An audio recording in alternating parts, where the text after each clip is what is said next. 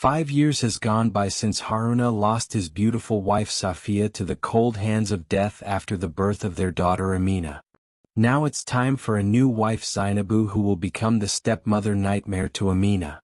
Amina was no ordinary child. The circumstances surrounding her birth was far from ordinary.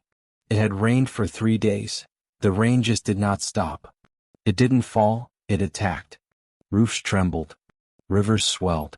Even the elders stayed indoors. On the third night, lightning tore the sky open. And inside a small hut, Safia screamed. Then suddenly, silence. "It's a girl," the midwife whispered. But before joy could settle, a voice from outside cut through the storm. "A child born under a weeping sky will either destroy sorrow or drown in it." No one responded, but the wind howled louder, as if it understood. Safia didn't raise Amina like other children. She trained her. "Listen carefully," she would say. "Not to people. To everything else. The world lies in the open," Safia warned, "but whispers the truth underneath." "At the river, what do you hear?" she asked. "Water." "And beneath it?" Amina hesitated. "Something moving." Safia smiled. That was the first time. The first sign. But gifts like that? They don't seem to last long enough. A strange illness befell Safiyat. The sickness didn't knock. It slipped in softly, slowly and deadly. Safia weakened day by day. Her voice faded. Her warmth vanished. Until one morning. She didn't wake up. That was how Amina lost her mother. And something else disappeared with her. Her protection. Amina's father has decided to remarry to a beautiful single mother named Zainabu. A new woman came into Amina's life and became her stepmother. Zainabu was perfect. A little too perfect to be true. She had a soft voice, gentle hands and warm laughter. "Amina, come here," she said sweetly. And Amina ran to her. Because children don't question kindness, they need it. But some kindness is bait. Kulu was Zainabu's daughter. She didn't smile and didn't play. She just watched most of the time. And what she saw, she hated. Everywhere they went, people would whisper, "That's Safia's child. She shines like her mother. She's special." Those words burned Zainabu. Because no one had ever said such of her daughter Kulu. Zainabu started developing a sense of jealousy towards Amina. Haruna would always spend time together with Amina. He was so fond of her as she reminded him so much of his late wife. This made Zainabu grow even more jealous of Amina. This continues for years, even as Amina started growing into a young beautiful lady. Gradually things started to change for Amina. It started small but steady. Zainabu would throw commands at her with harsh corrections that didn't come from a place of love. All accompanied with cold stares filled with hateful resolve. Then one evening, Amina returned late from the river. Zainabu was waiting, still and silent. Then she asked with a stern voice, "Why are you late?" There were many people. The calabash of water on Amina's head hit the ground and water soaked into the ground. Zainabu stepped closer. "In this house, you are nothing special." That was the moment the illusion died and it stung Amina's heart. Haruna noticed. Of course he did. But grief had weakened him. And silence was easier than confrontation. "Amina, are you all right?" "I am fine, father." A lie repeated so often, it became truth. One afternoon, Amina met a blind man. Or at least he looked blind. "Water?" he whispered. She gave him everything she had. Without hesitation. He drank, then smiled slowly. Kindness still exists. Amina leaned closer. "Can you see me?" The man tilted his head. And for a second, it felt like he was looking through her. "Child, you are surrounded by eyes that pretend to sleep." Amina froze. "What?" But the man stood and vanished. Just like that. That night, Amina couldn't sleep. She lay on the floor tired and hungry while she reflected on her encounter with the strange man earlier that day. Yet somehow she was still peaceful. It made no sense. "I hate her," Kulu whispered. as she lay next to her mother. Zainabu's voice was calm yet so cold. "Then we will end that light," she said. "How?" Kulu asked. Pause. "Then a decision. We will give her away." The next morning Zainabu confronted Haruna and said to him, "Amina will be married." The words dropped like a curse. "So soon?" Haruna asked. Zainabu smiled. "Or do you want her to become a burden?" There was brief silence. Then he asked, "To who?" "A man from the forest." She didn't say, feared, avoided and whispered about. These were the qualities of the strange unknown man Zainabu was going to hand Amina over to. Haruna nodded. And just like that, he handed his daughter to the unknown without putting up much of a fight. Amina sat under the stars alone and afraid. For the first time. "Mother, please?" The wind stopped. The leaves froze. Then there was brief unnatural wind. And a voice not heard but felt. "Watch carefully." Amina's eyes snapped open. No music.nojoy.no blessings. Just emptiness was all there was as Zainabu handed her a small bundle. "This is enough," she said. Kulu watched silently. But just before Amina turned, their eyes met. And for a split second, Kulu looked afraid as Amina walked away quietly. At the edge of the road, she appeared. The same old woman from the night Amina was born. The river child finally walks alone. Amina's heart pounded. "You know me?" The old woman stepped closer. "You are walking into a story that was written before you were born." A chill ran down Amina's spine as she stuttered. "My husband is not what you think." Then the woman smiled. "Worry not, my child, you shall see the end of this." The forest swallowed sound. Even the wind felt wrong. Then she saw it, a broken hut, leaning like it wanted to collapse. And in front stood Amina's estranged husband. He stood still while watching and waiting. "So," he said, "they sent you." Showing no emotion, no warmth. Just something unreadable. "You can leave," he added. Amina shook her head. "I won't." Then he stepped aside. "Then come inside."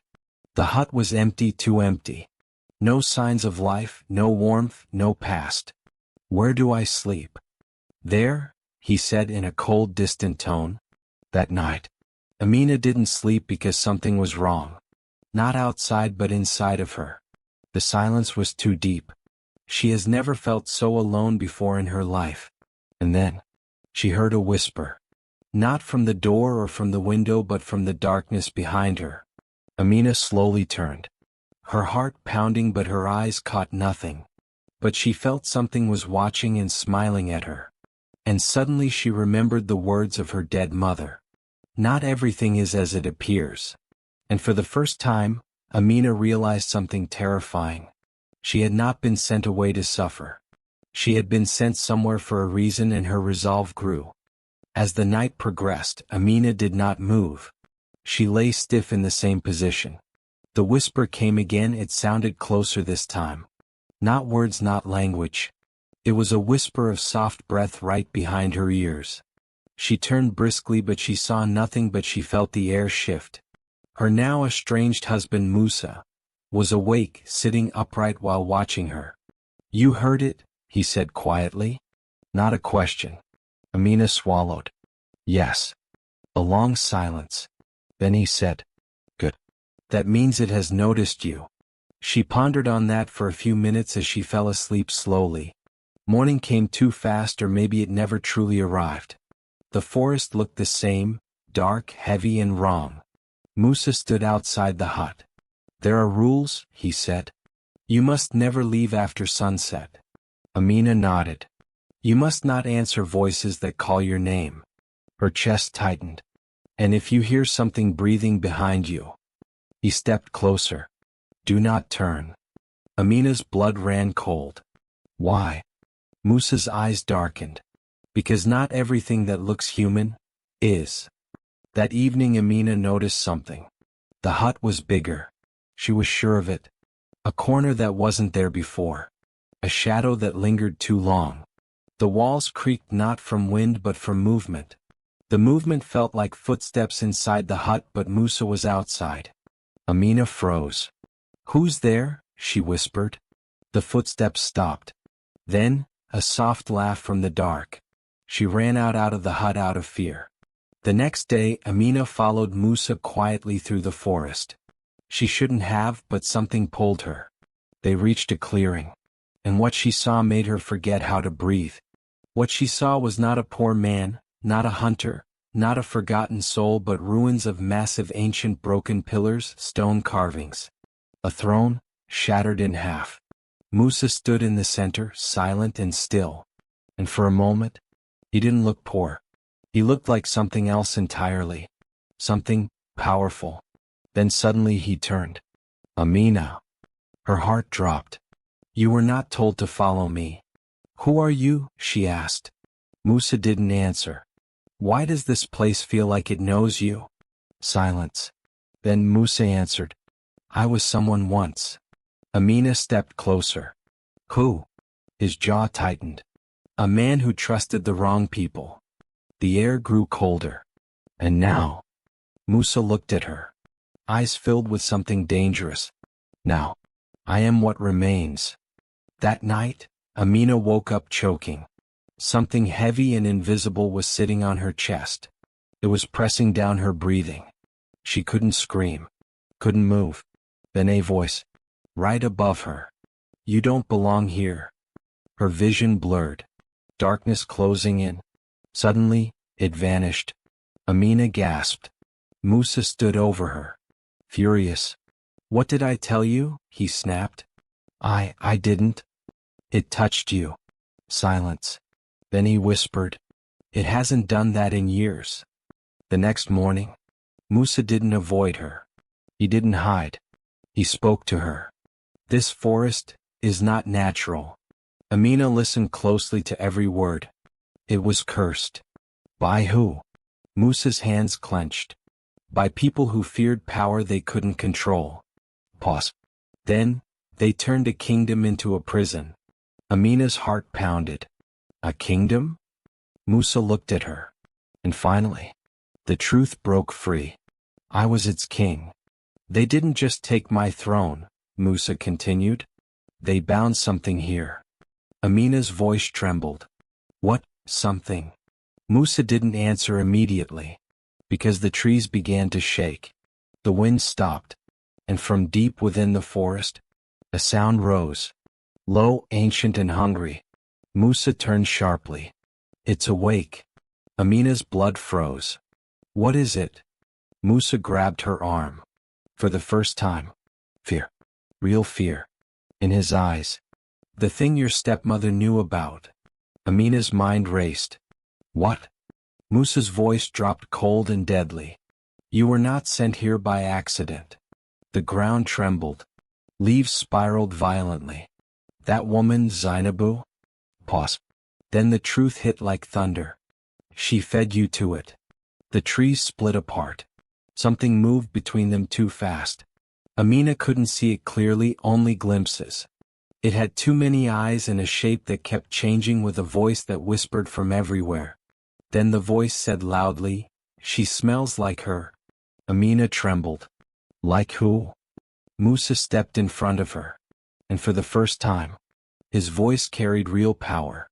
"Like the woman you failed to kill." There was a moment of silence.